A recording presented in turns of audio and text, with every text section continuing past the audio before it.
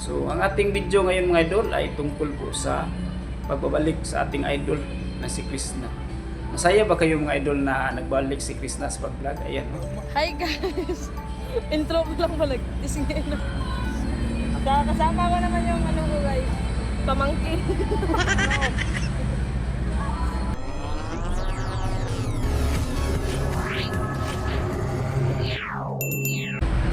Hello mga idol, magandang araw po. Kumusta po? Welcome to my YouTube channel, Miltik Romero TV. Ang ating mga subscriber dito sa Pinas at ang ating mga kababayan na OFW, ang ating nanirahan po sa mga bansa. Magandang araw po, magandang gabi, magandang umaga po sa inyo. Kumusta po kayong lahat? Ang ating mga senior citizen, kumusta din? At ang ating mga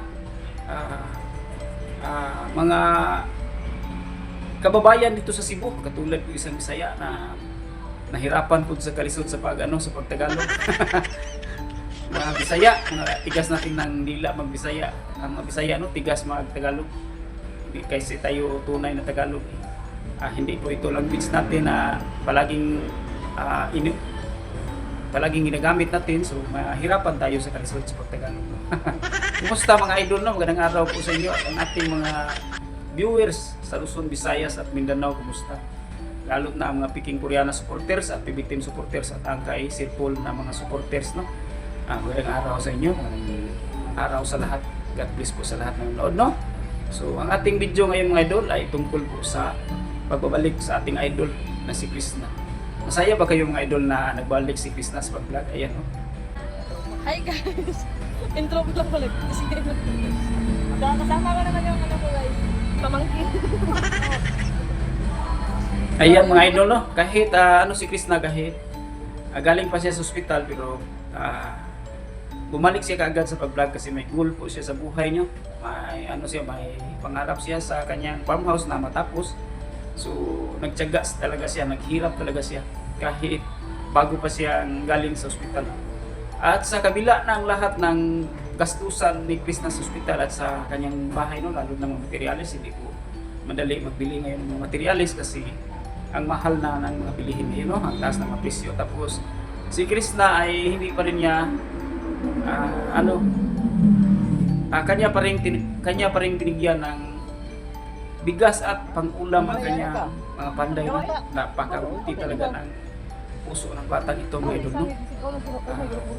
Bagay sa kanya mga idol ay mag-charity vlog si Krishna, no? Kasi po siya may mabuti po siyang kalooban, may bukal po siya ng puso at saka noon nagsimula na po siya sana sa pag-charity vlog ng mga nakaraang video na ay medyo mataas po ang mga views niya, pero hindi niya na consistent ang pag-vlog kasi nagka-focus po siya sa kanyang bahay ngayon, sa kanyang farmhouse. Nagka-focus po siya, pero sana po magbalik po si Krishna sa pag-charity vlog, no? Kasi alam naman po natin na may mabuti siyang puso. So kahit si Krishna ay hindi na po siya unite sa PB Team, hindi na po siya magsama sa mga misyon ng PB Team, ay kung sarili siya na charity vlog, marami pa din siyang views na makuha, no? Marami pa rin mga sponsor na pumasok at marami pa rin mga viewers. Mas malaki pa rin viewers ang kanyang mga hata kasi alam po natin si Krishna ay patok talaga sa pagcha-charity kasi may mabuti lagi siyang puso, no? Sa ngayon ba kayong mga idol si Krishna ay magcha-charity? So alam naman po natin na itong si Krishna ay kahit na pagod siya, no? Pero dumiretso kaagad siya sa pag-vlog kasi para sa kanyang pangarap na farmhouse na matapos. Nung nakaraan nag-vlog siya pero ang kanyang nag-upload siya ng video nung nakaraan, pero ang kanyang kapatid na babae ay kanyang inutusan na mag-vlog doon sa kanyang farmhouse, no? So nakita naman siguro natin ang kanyang kapatid na babae po ay si Sarah Jean, mga idol ang pangalan, no? Sarah Jean, tapos scholar man siguro to ni scholar man siguro to ni Sirpol, si Sarah Jean, itong batang to. So mas nasayahan tayo ngayon mga idol, no? Natuwa tayo na bumalik na si Krishna sa kanyang vlog. Tapos medyo magaling na po siya at medyo malakas na po kasi nakita naman po natin, no, na magdaldal na po si Krishna. Ayan pala guys. Mag-ikot-ikot tayo dito kasi wala naman tayong gagawin. May uuwi. Ayan mga idol, no? At si Krishna ay parang Ating walang papa sakit ko. mga idol kasi maganda pa rin. Painggit na naman ang mga basir nito kasi bumalik naman si Krishna sa pag-vlog. Ang sabi ng mga basir, bakit kaya maganda itong batang to kaysa akin? Itong mga basir na itong mga idol, sana po tigilan nila si Krishna kasi kahit na si Krishna ay may sakit, kahit na hirap si Krishna sa pag-vlog, pero tiniis niya ang lahat, pinagsikapan niya ang lahat para makamit lang ang kanyang mga pangarap, no? So, yun ang ating ipapuri kay Krishna na magaling talagang bata to at sanay po siya sa hirap. So, ang hangad po niya ay makatulong sa kanyang pamilya. Dapat po tatantanan ng mga basir. Pero may napansin ako kay Krishna mga idol, no? Sa mga nakaraan niyang live, pag pumasok si Sir Paul ay mawawala talaga ang kanyang stress, no? Mapalitan talaga ng tamis ng ngiti, no? Naka-ano ba kayo mga idol sa amin ba na kabantay ba mo? Na pag pumasok si Sir Paul sa kanyang vlog ay masaya si Krishna, no? At saka tawa siya ng tawa.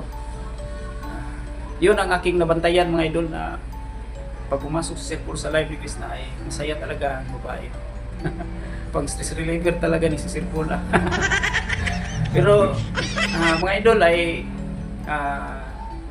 nasiyahan tayo na bumalik na si Krishna sa pag-vlog. So mas lalong masiyahan tayo pag matapos ng bahay, no? I-update ko palagi natin ang bahay ni Krishna. Kasi dos andanas pala ito mga idol, no? Second floor, may magandang design, no? Yung parang ang design ng kanyang bahay mga idol ay parang design sa second PB house ni Sir Paul, no? PB house 2 na bahay ni Sir Paul. Magkatulad, no? Yung sa baba ay may second floor, tapos sa ubos may garage po ang bahay ni Sir Paul. So sa baba.